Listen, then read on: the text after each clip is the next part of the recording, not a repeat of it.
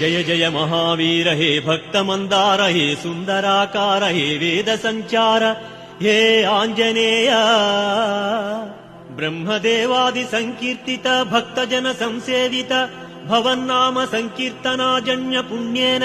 संजायते जन्मराहित्य संस्कारः